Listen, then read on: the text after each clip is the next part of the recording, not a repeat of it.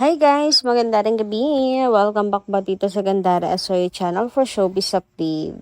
Ang tatalakayin nga natin ngayon at pag-uusapan mga kakimpaw ay pumapatungkol nga po dito sa revelasyon ni Chris Bernal mga kakimpaw kung saan ay pinagtanggol nga rin po niya ang relasyon nila Kim and Paolo. Kaya naman, tumutok lang po kayo hanggang dulo ng ating update mamaya.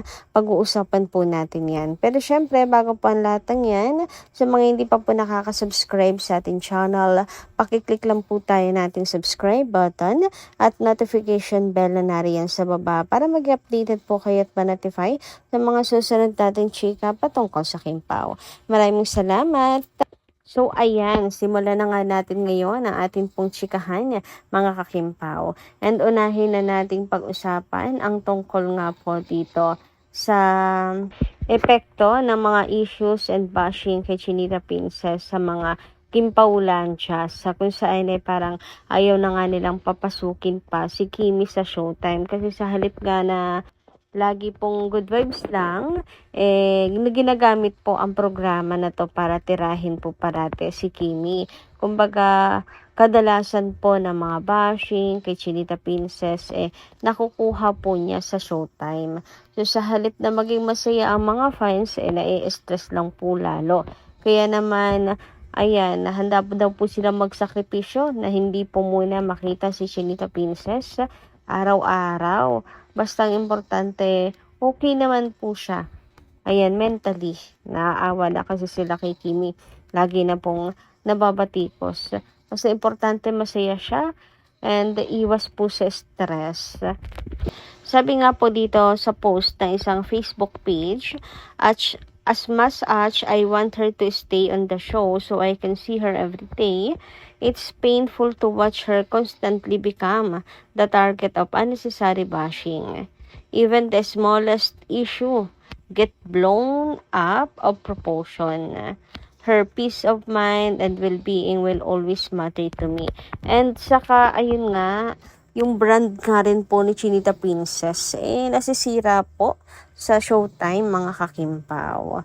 Ayan, marami siyang napapasaya, oo, pero ang mga fans, mas gugustuhin na po na umalis na lamang po siya dyan para hindi po masira yung brand niya. Kasi ang nangyayari because of Showtime, ginagawa pong katatawanan na lang si Kimi. Ay, hindi po ganyan. Kapag ka A-lister ka, di ba mga kakimpaw, nakakasira ng brand. A-lister tapos gagawing katatawanan lang ng mga bashers because of Showtime. Dahil sa lagi siyang na-expose sa Showtime mga kakimpaw. So parang wala na pong ginagawang tama siya, ganun. Lahat na lang ginagawang issue. So ayun, sabi nga nila yun po yung katotohanan. Naging katatawanan na lang po sa mga netizens. Isang malaking katawa-tawa na lang daw po si Chinita Princess para sa mga netizens. Yun ang nakakalungkot mga kakimpaw na nasisira ang brand ng isang Kim Chu. Doon po nalulungkot po ang kanyang mga fans. Yung sa halip na ang unang papasok sa isip mo kapag sinabing Kim Chu ay mahusay na actress, kagalang-galang na actress, marami ng napatunayan at the same time isang icon and legend na po sa industriya ay hindi. Ang pumapasok sa isip po ng mga netizens ay yung bawal lumabas and yung mga maliliit na issues na pinapalaki or lumalaki mga kakimpaw. Anyway, meron naman tayong nakita dito mga kakimpaw sa Facebook din. Natawa naman ako kasi nga video to mga kakimpaw Yung tipo nagtutulungan na nga daw po.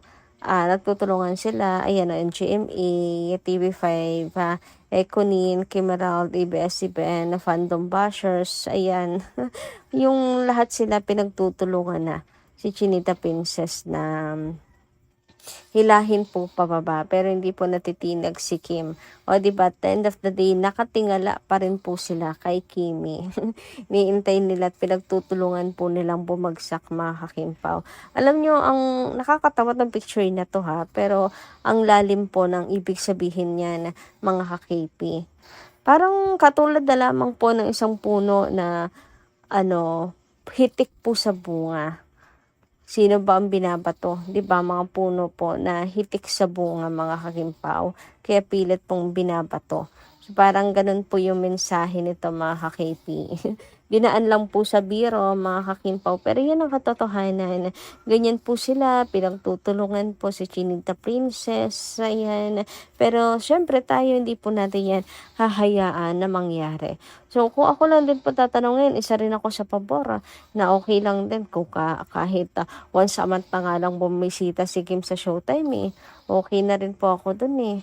Hindi na ako magpapaka-selfish basta okay po ang mental health ni Kimi.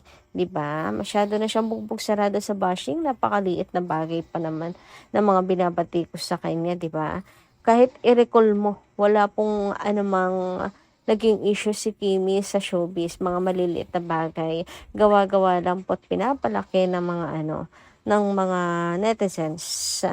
Pero yung mga iskandalo, walang ganun si Chinita Princess mga kakimpaw. Napakalinis ng record ni Kimi. Hindi ba tulad dun sa ibang artista na sumikat na lang sa kahihiyan, mga kakimpaw. Si Kim sumikat po sa sariling sikap, sumikat po sa ano, kahusayan po niya at pagiging mabuting tao, hindi po sa kahihiyan. Anyway, dumako naman nga po tayo dito kay Chris Bernal, mga kakimpa, kung saan kanya nga pong dinepensahan si Paolo Avellino and si Chinita Princess sa relasyon nilang dalawa. Kasi nga, tulad po ni Paolo, ang husband po ni Chris Bernal ay tahimik, introvert, man of a few words. Ayan, ang love language is act of service mga kakimpaw. So, same na same nga po kay Paolo Avellino.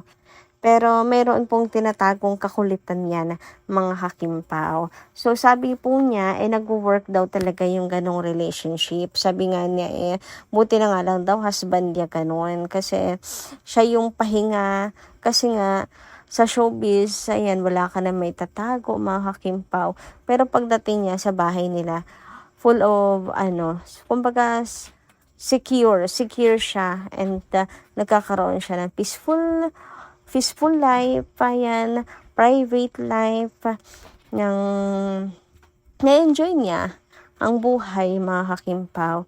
Ang peace po niya ay ang kanyang husband, which is the same with Paolo Avellino. So, nag-work daw yung ganong relationship. Kaya, wag daw pong husgahan, mga kakimpaw, si Paolo Avellino. So, di ba yung iba masyadong hinuhusgahan yung pagiging tahimik ni Pao na kaya siya si Kim lang yung nagpapakita ng affection, si Kim lang yung nagpapakita ng pagmamahal, si Paolo wala daw, nonchalant. Ang sabi po ni Chris Bernal, ang kanya pong depensa dito, pag sila lang naman, napaka-sweet, thoughtful, ayan, masikaso, maalaga, ganon. Kaya di malabo na ganun din nga po si Paolo Avellino.